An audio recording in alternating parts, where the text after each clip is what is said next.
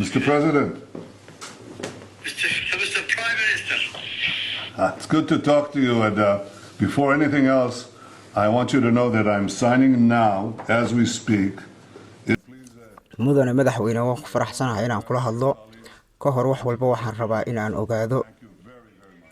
ogaado in aan hadda anigoo hadlaya saxiixo aqoonsiga rasmiga ah ee dowladda Israa'iil ay siinayso Somaliland aqoonsigaas oo la xiriira mid dhuleed mid haweed iyo mid xaqeeda ismaamul tani waxay muujinaysaa saaxiibtinimadeena Israel's official recognition of Somaliland and its right of self-determination. Our friendship is seminal and historic. So I'm very, very happy and I'm very proud of this day, and I want to wish you and the people of Somaliland the very, very best there.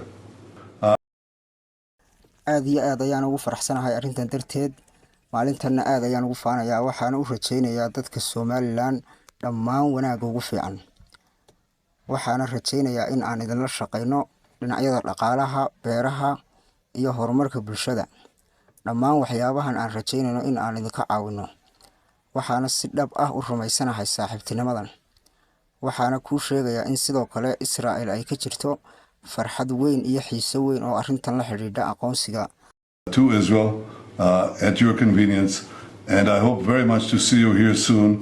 This is a wonderful day. It's a historic day, and of course I'll communicate to President Trump your willingness and desire to join the Abraham Accords. So thank you, Mr. President. Please convey my best regards and the best regards of the people of Israel to the independent people of Somaliland. Thank you, sir.